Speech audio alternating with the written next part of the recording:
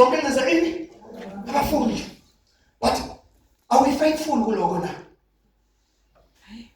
Are we faithful kuloko? Ngoba qala nje lokho hambani. Amen. Nalapha yakuncede Ezekiel chapter 1. Uthi hlala eJerusalem alindile isithembiso sikaMoya Ingcwele. Amen.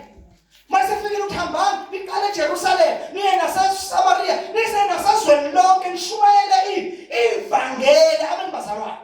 But ibandla namhlanje lihlezi because why lihlala ibandla because alazi ukuthi uyini umsebenzi walo lidalelwe. uNkulunkulu kahle put it plain and clear. uNkulunkulu want to change all nations to become one nation. All nations to become one nation. Amen. To become one nation ngokuthi thina esasikhona siyayithatha lento siyipase kwabanye abantu bayithole na. Umusa siwutholile bawuthole. Amen.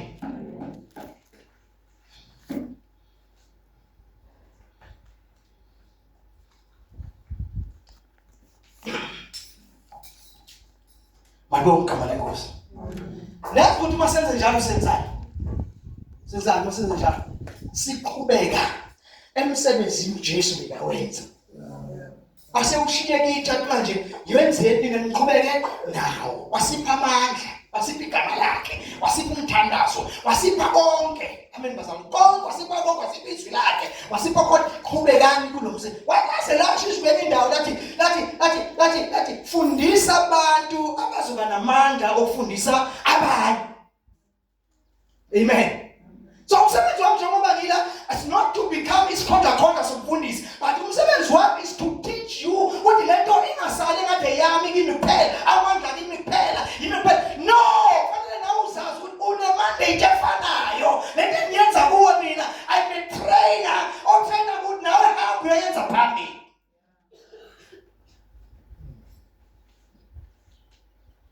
Ilento Jesu ayinqaba, wayinqaba uJesu makusuka amaGreki ekudeni eze ngoba ezudumo likaJesu afika athi sicela ubona uJesu, sithanda ubona uJesu.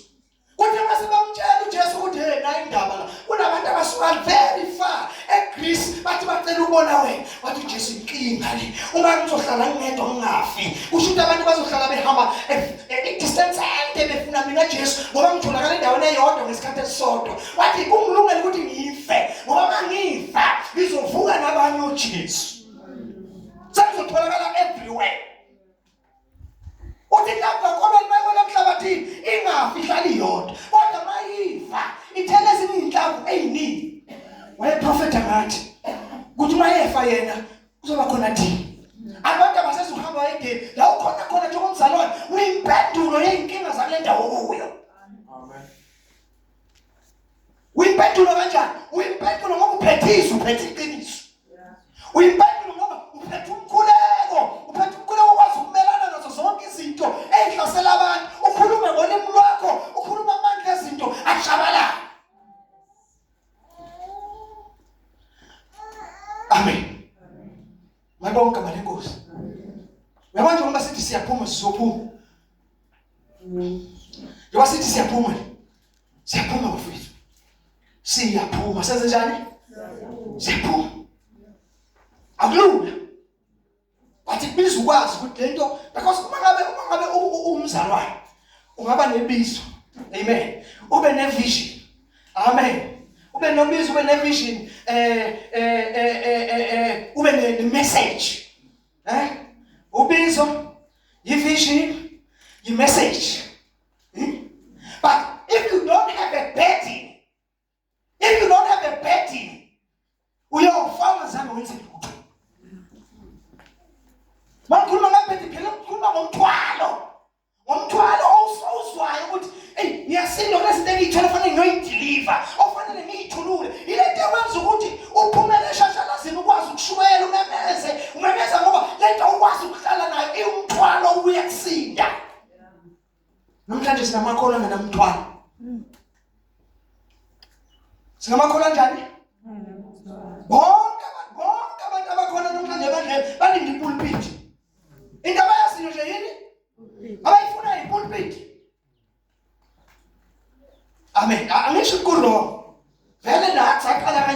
siyilangazelele ipulpit. Amen. But iqala ngaphandle.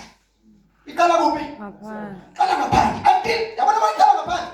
Until uNkulunkulu akutshela ukuthi your time has expired la ngaphandle. Isikhathi sakho siphelile la ngaphandle. Your message yakho ayisafithi ngaphandle. Mina ngiyeke ukushumayela idimeleni amatreni emabhasini kuphi ngiyeke ukushumayela uNkulunkulu wayikhuluma clean athi imessage yakho ayisafithi la. I want you to build for me a church. Amen. Angizabe ngisuke nje mina ngoba ngifisa ukuthi ufuna ukuthi uNkulunkulu kwakunomthwalo omkhulu akubekela kimi. I want you to build me a church. Angizabe ngivele ngakibandla ngangena kwamanye ababandla ngakhonza until uNkulunkulu wathi isikhathi sakho siphelile la uhlezi khona. Ngikufuna uphume ungiqalele ibandla. Why esho njalo? Because mawusebandleni lomunye umfundisi eqala omunye umfundisi ebizwe uNkulunkulu. Amen bazalwane.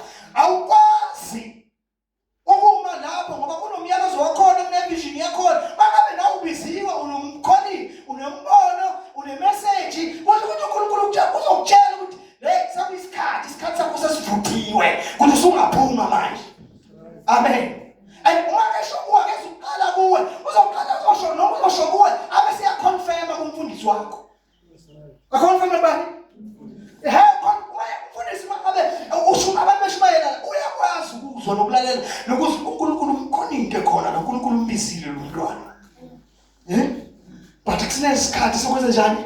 Sokulinda. Why ulinde ebandleni? Ukulinde ebandleni kunezinto oyifundayo.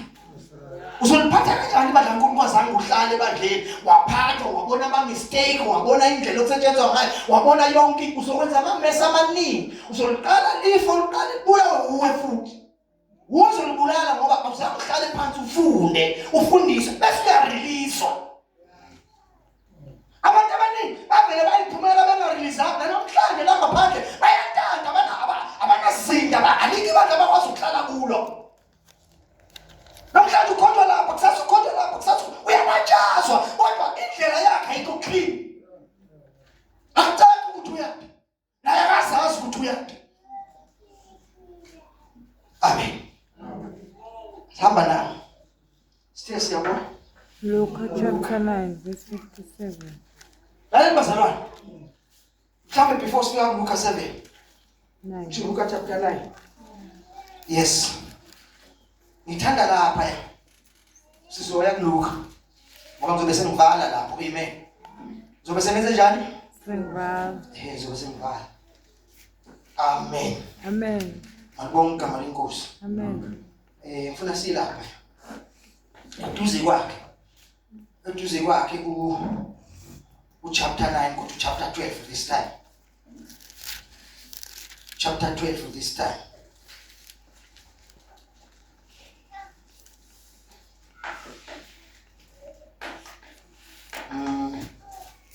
Is it chapter 12 now?